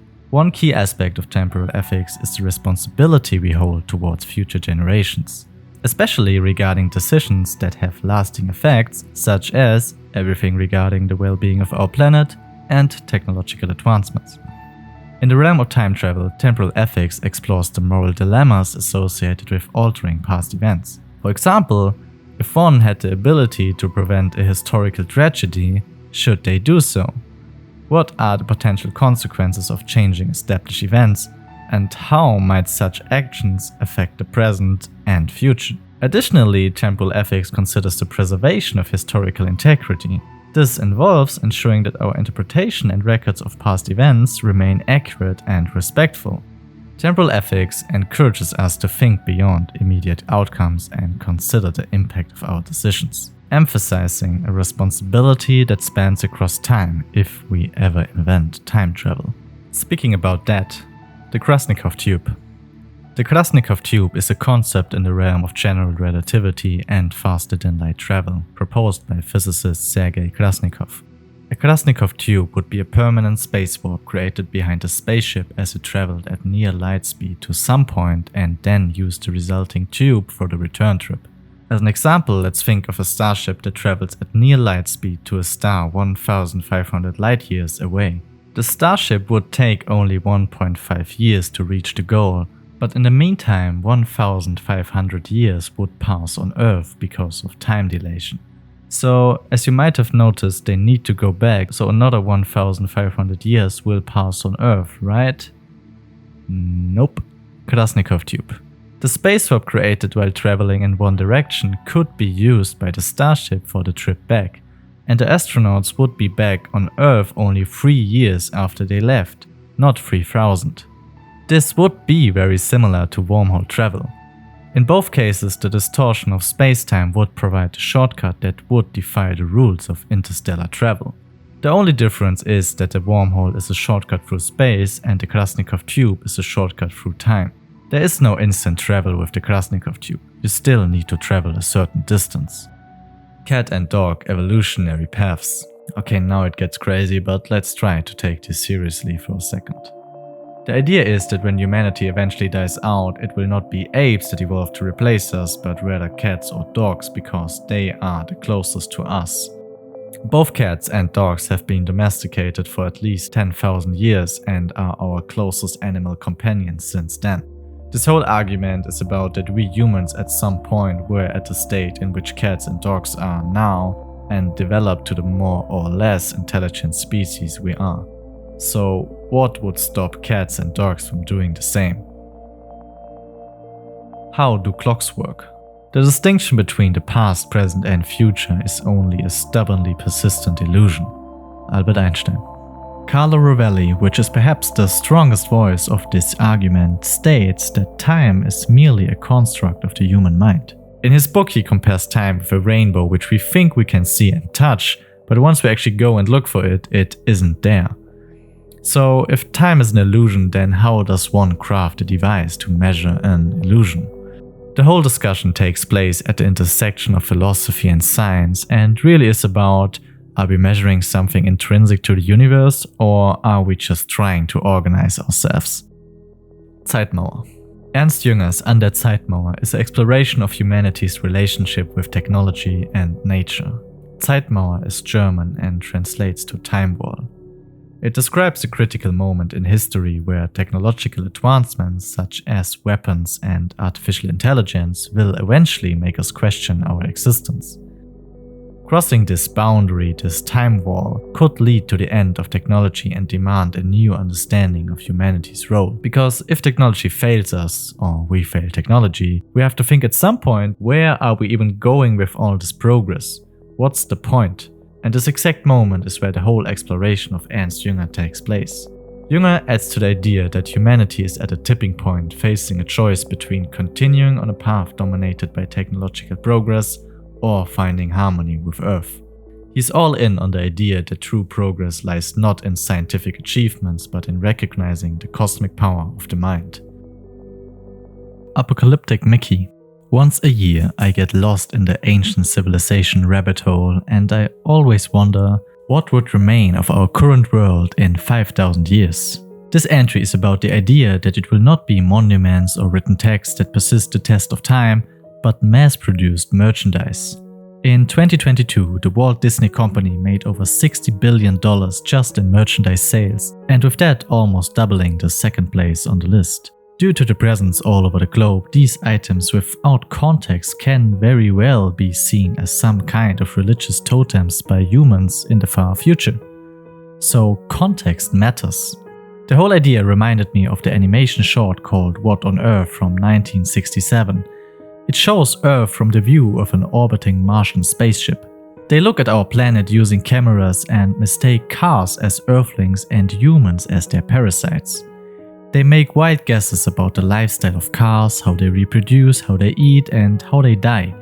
And it somehow feels relatable, because they couldn't possibly see the history on why cars are spread all over the planet. While future civilizations might not be Martians, it's safe to assume that it will be at least challenging to make sense of all the merchandise we produce and buy every single day. Prime Self. The prime self is an addition to the idea of multiple selves from other timelines, where only one of you is the true one who initiated the travel, and therefore is the one from which all others originate from. In Rick and Morty, for example, there are thousands of Ricks created through interdimensional time travel and multiverses. But there's only one original Rick called Rick Prime who set all of this in motion. He's the one sociopathic genius from which all other Ricks diverge. So if you ever get access to time travel and find yourself in causal loops, paradoxes, or maybe you just want to enslave one version of yourself to clean your house, make sure to remember your place because your other versions will know your weaknesses. Victor Goddard. Victor Goddard was a British Royal Air Force officer remembered not only for his successful military career, but also for his connection to paranormal phenomena. Among his most compelling stories is his claim of experiencing a time slip. A time slip by definition is basically time travel without any control. So what happened? In 1934, Goddard was tasked with inspecting an abandoned airfield in Dram, Scotland by plane. Upon reaching Dram, he observed that the airfield was in a state of complete disrepair. It was overrun by vegetation and populated by grazing cattle seemingly reclaimed by nature, so really nothing to see here. On his return flight to Andover, England, he found himself in a violent storm with unusual yellow clouds that disoriented him. Struggling to maintain control of his aircraft, he eventually emerged from the storm only to find himself flying over the Dram airfield again. However, this time it appeared entirely transformed. The once abandoned airfield now looked fully operational. He saw 4 aircraft on the ground painted in bright yellow, a color not used by the Royal Air Force, and mechanics dressed in blue overalls, which were also not standard. Most strikingly, he noticed a monoplane model that was completely unfamiliar to him, which for someone like Goddard is just odd. This vision left him stunned. As he flew past the airfield, the storm caught back up to him and he continued to Andover, where he landed safely. Goddard initially kept this experience to himself out of fear. However, 4 years later in 1939, the Royal Air Force issued changes which were matching exactly with his observations. Training planes were painted yellow, mechanics switched to blue uniforms, and a new monoplane called the Magister was introduced. The Dram airfield itself had been completely refurbished and by 1939 is in full operation. The paranormal experiences had a major impact on him. While he spent his later life in education, he still read and lectured about UFOs and pushed Sir George Trevelyan to establish the Wrecking Trust, a foundation focused on spiritual education. Goddard also wrote books about the paranormal, including 1975's Flight Towards Reality, where he made the case for extrasensory perception. Goddard for me is one of the most interesting cases of time travel. Naturally, there are skeptics, but what stands out to me is that the story of Victor Goddard is not born out of modern internet culture, sensationalized photographs, or some amateur science fiction writer trying to launch a career. This guy had everything. He was without a doubt a highly decorated officer in the Royal Air Force with an unflawed reputation. He had really no reason to fabricate these tales. In fact, sharing such stories posed a significant professional and personal risk to him. And yet, here we are. A highly accomplished man, deeply consumed by the paranormal. Drinking primordial soup. Okay, there are two parts here, the serious one and the silly one. The serious one first. If we somehow manage to make time travel work so we can travel back and forth in time freely, a time traveler could journey back to the very beginning of Earth's biological history. If you don't know, the primordial soup is the very first step of life. There are many different theories on how it actually happened, but this is what everybody agrees on. So there's the possibility of a time travel human interacting with the primordial soup and either introducing necessary components to spark life or modifying the existing conditions to change things up. In this case, a paradox arises, which I will blatantly call the ultimate paradox. I know we had a lot of paradoxes and all of them are kinda official, but this one, to me, is the ultimate giga paradox. If a time traveler is responsible for life itself and human history, all of humanity and all we know of becomes a self-contained loop. It's basically the bootstrap paradox of life where no one knows what came first, the soup or the time traveler. It's the chicken or the egg discussion all over again, but in its ultimate form. Okay, this was the serious one, kind of. The silly part is drinking primordial soup. You know, if we ever send time travelers, they will probably be the best we could send. They will be well trained, well experienced, highly decorated astronauts. The best humans we could imagine. But what if, by some chance, this astronaut identifies the primordial soup? He sees before him all human life, all human history in its smallest, most compressed form. And then, there it is. The call of the void. Nothing could have prepared him for this moment. He feels helpless. The urge to end all pain suffocates him, and he crumbles and just sips it away.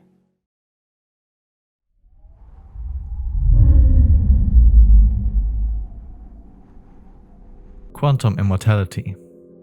Quantum immortality is usually mentioned in the same sentence than quantum suicide. If you feel even slightly anxious towards this topic, you might want to skip to this time mark. The many worlds interpretation, which we discussed at the second layer, introduced us to the idea of quantum events splitting the universe in half every time they occur. This means there are infinite universes where every single event you can imagine plays out. So there is a universe right now where you watch this video with Jerry Seinfeld, who somehow found his way to your apartment and suggested this video to you. Thanks, Jerry. We all know about Schrödinger's famous thought experiment, which introduced us to the idea of the cat which isn't dead or alive until we actually open the box and check. Some scientists push this very idea further by proposing the idea of putting yourself in the same position as Schrödinger's cat, in a box with a gun firing at you once a special radioactive atom decays. If you find yourself alive once the box has opened, then you clearly exist on a timeline in which you survived, and therefore you have achieved quantum immortality by surviving quantum suicide.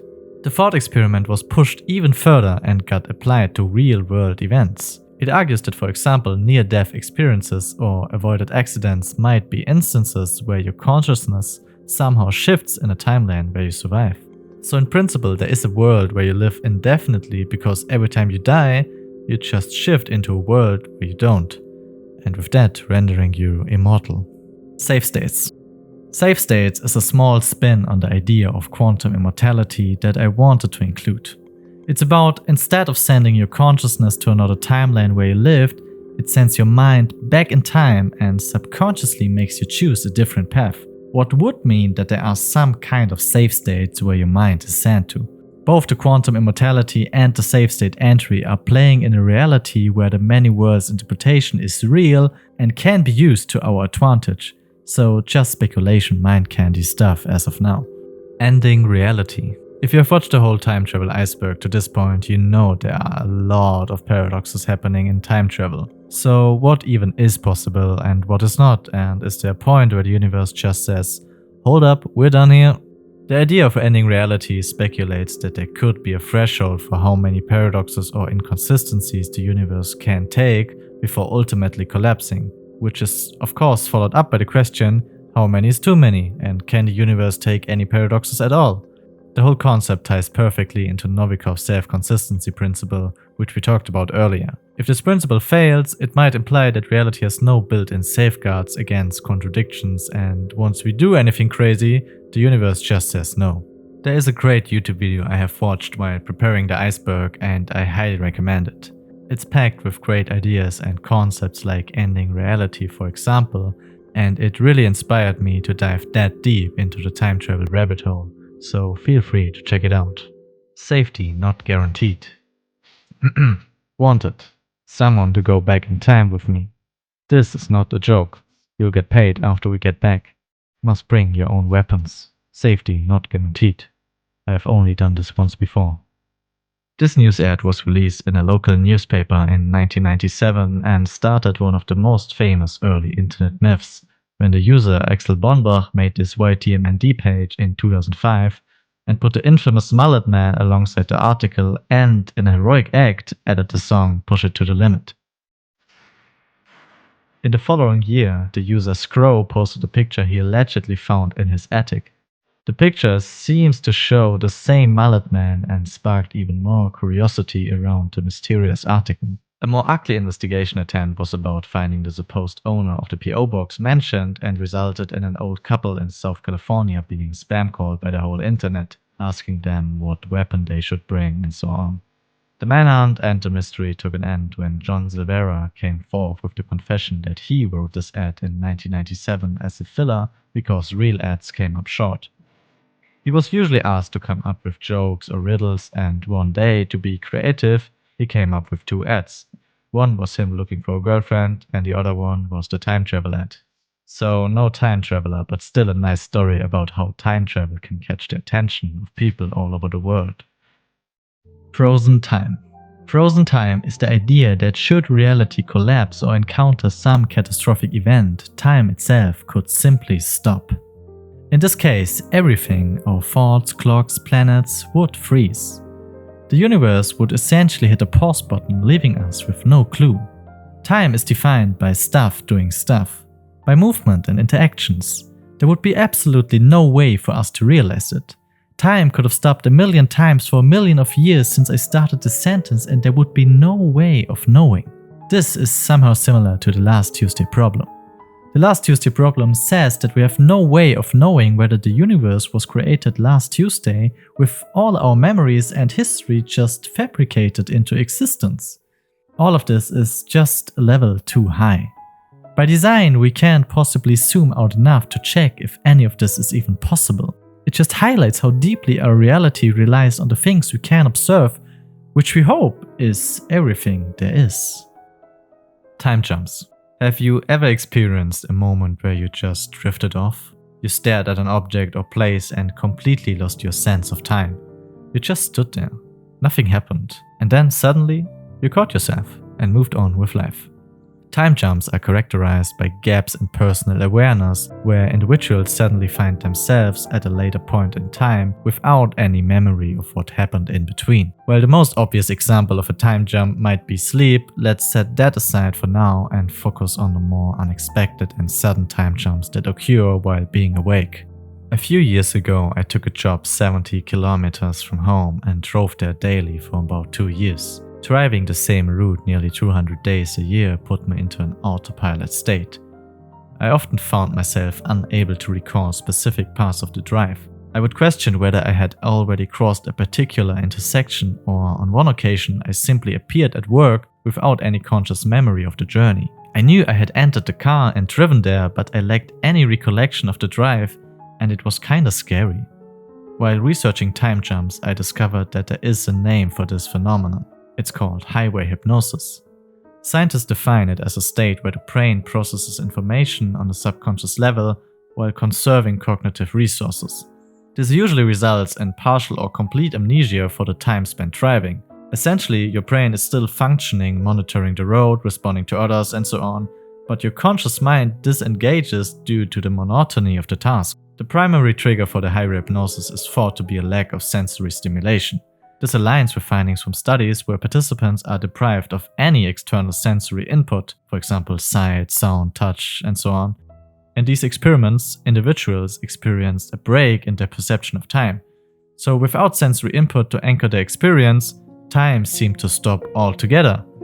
So what does this tell us? It tells us that we have to work to feel time.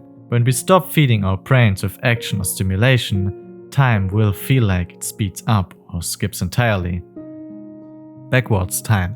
Backwards time differs from conventional time travel theories where characters jump to different points in time, as seen in Back to the Future, for example. Instead, backwards time revolves around experiencing events in reverse order by inverting the flow of entropy for specific objects or individuals. This concept, also known as time inversion, was popularized by Christopher Nolan's movie Tenet. With time inversion applied to your body, numerous phenomena appear unnatural to us. For example, when surrounded by flames, you would not burn to death but freeze to death because the flames would draw heat from your body instead of transferring heat to it. Breathing becomes reversed too. Oxygen flows out of your lungs rather than into them. This is why characters in Tenet wear face masks when experiencing the world in reverse. As Christopher Nolan explains in his production notes, every law of physics is symmetrical. It can run forwards or backwards in time and remain consistent, except for entropy. Entropy has only one direction. It either increases or remains constant. So what we perceive as time might actually be our perception of entropy at work. In Tenet, when we see entropy decreasing, like for example when John David Washington catches the bullet, we interpret it as events moving backwards in time. The movie script was guided by Nobel Prize-winning physicist Kip Thorne. However, no claim was made that the movie's concept of time inversion is in any way scientifically accurate. Instead, it serves as a creative exploration of theoretical physics and is perhaps the most innovative take on time travel in recent years. The Lamp Nightmare. The Lamp Nightmare is a classic Reddit story written by an anonymous Reddit user. The story starts off with the protagonist being knocked out by a 300-pound football player. While unconscious on the ground, the Reddit user lived through an entirely different life. He met a wonderful woman, they got married and had 2 beautiful kids. Life was pretty good for him. But one day, while sitting on his couch, he noticed something suspicious about the lamp. He described it as kinda inverted. It just looked wrong. And from there on, he was drawn into it. He couldn't look away from the lamp for 3 whole days. He stopped eating, he stopped using the bathroom. There was nothing but the lamp. His wife had someone come and tried to talk to him, but hope was long gone. She took the kids to her mother's house, and right after that he realized it all. The lamp is not real. The house is not real. The kids, his wife, the last 10 years of his life are not real. The lamp started to grow wider and deeper and took up his entire perspective, and then suddenly he heard voices, screams, weird sounds. To all extent, he was almost tortured with unbearable pain when he finally opened his eyes and found himself on the sidewalk where he was knocked out. The story was finished with him saying that he experienced 3 years of depression and grief over his non-existent family. He rendered himself scared of going insane and sometimes cried himself to sleep, hoping he would see his wife and children in his dreams. While researching this, I found similar stories related to near-death experiences where individuals in life-threatening situations experienced vivid sensations like floating outside their body or complete life reviews in split seconds. Research regarding near-death experiences state that such experiences come from spikes in brain activity during moments of extreme stress. However, it could also be describing a dissociative state. Individuals in this state experience complete detachment from reality in a constructed alternate life in response to extreme stress and trauma. I am certainly not qualified to state that any of this matches what happened here, but I think it's a nice entry point to talk about how our perception of time can crumble under extreme stress or trauma, which is interesting, but also terrifying. Die Glocke. The Nazis are known for their megastructures. They planned an Atlantic Wall, a world capital city, and a megatrain. All of these are far away from what we consider possible, and surely they didn't shy back from trying to build a time machine, right? Let me tell you about Die Glocke. The story of Die Glocke was first introduced by Polish journalist Igor Witkowski, who claimed to have discovered information about the device through interrogation transcripts from Nazi officer Jakob Sporrenberg. Die Glocke is described as a bell-shaped device made out of heavy metal. It contains two counter-rotating cylinders filled with a mysterious substance known as Xerum-525, which was supposedly highly radioactive and frequently caused dizziness and sleep deprivation to people working with it. So what is this weird device supposed to do? You guessed it right, time travel. While no credible evidence support these claims, the two main sources describe the device as either a UFO or time machine. Some theories even claim that Die Glocke was actually seen flying in some UFO sightings. All information about Die Glocke is honestly just messy, and I will not go an inch further down this rabbit hole. However, this device is more than worth mentioning because, in my opinion, it fits well into the megalomania of the Nazis and shows what human nature desires when there are no boundaries. Child time experiment. Okay, I know it's the last layer and we had some crazy MK Ultra stuff before, but this entry is not as dire as it sounds. Child time experiments is about Jean Piaget's research on children's perception of time, and it's perhaps the most important study when it comes to understanding how we learn time. Piaget describes the development in 4 stages. The first stage is the sensory motor stage. In this stage, time perception is limited to the present moment as infants completely lack the ability to think of anything beyond. The second stage is called the pre-operational stage. In this stage, kids start to develop symbolic thought. However, their time perception is almost entirely influenced by non-temporal factors such as effort or intensity. For example, if you show kids an angry, fearful face, they experience it as lasting longer than a neutral or happy face, because it is more emotionally intense to them. This is also the stage where children learn to hate losing, which is a deeply rooted cognitive bias called loss aversion. The next stage ranges from 7 to 11 years and describes the point where children start to think logically. They begin to understand time as a continuous flow and start to be comfortable with using words like earlier or later and describe events in temporal order. The last stage goes from 12 years and up and describes the ending state in which they gain the ability to think abstractly about time and can engage in complex reasoning such as cause and effect and timelines or schedules. While Piaget's work focuses on educational practices, I think there is an important implication, which is that our time perception is more nurture than nature. 20 years from Bismarck. Otto von Bismarck, also called the Iron Chancellor, was a Prussian statesman who played a pivotal role in unifying Germany into a powerful, stable empire in 1871. His forced resignation in 1819 by Kaiser Wilhelm II marked the beginning of what Bismarck saw as the end of order. In December 1897, during one of his final speeches, he reportedly issued 2 key warnings to the world and Germany especially. First, Germany's crash will come 20 years of my departure if things go on like this. And second, one day the great European war will come out of some damn foolish thing in the Balkans. Sure enough, 20 years after his death, the First World War happens, triggered by the assassination of Archduke Franz Ferdinand in the Balkans.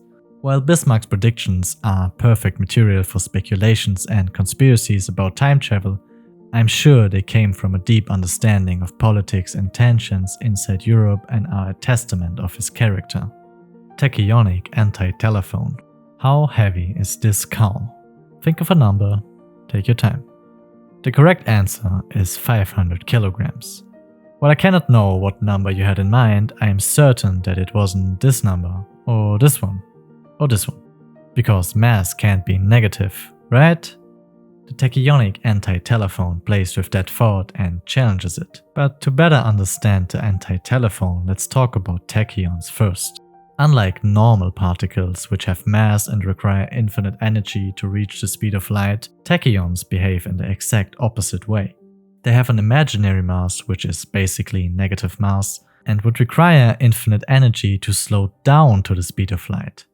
As a result, their baseline velocity is always faster than light. In some reference frames, tachyons appear to move backward in time, which inspired Gregory Benford to introduce the world to the tachyonic anti-telephone, a device to send messages into the past using tachyons. So where are the tachyons and how can I call my younger self so he buys bitcoins? It ain't that easy. The tachyonic anti-telephone and the tachyons remain in the realm of theoretical physics due to, let's say, some unresolved issues such as paradoxes, missing experimental evidence, causality, and basically all of physics working in every imaginable way against the existence of such particles. Demoman's sticky bomb. YouTuber Shaunik discovered that Demoman's sticky bomb, which is usually triggered by right-clicking and doesn't explode otherwise, actually would explode if we waited for 10 octillion, 790 septillion, 282 sextillion, 427 quintillion, 655 quadrillion years, which is amidst the projected death of the universe. While keeping a computer working for such a long time comes with a whole lot of different challenges, I think the sticky bomb, yet alone a line of code outlasting stars and galaxies, is kinda ironic and poetic. While Shaunik's discovery may be rooted in just a programmer quirk, I consider the thought of a lonely sticky bomb patiently waiting to explode as perfectly capturing both our ingenuity and insignificance. It's a neat reflection on humanity's relationship with time and existence. Whether intentional or not, the sticky bomb for me has become an unlikely metaphor for human nature. Creative, fleeting, and endlessly curious about our place. And time travel is exactly that. It captures perfectly our infinite desire to the one thing we can't possibly get enough of.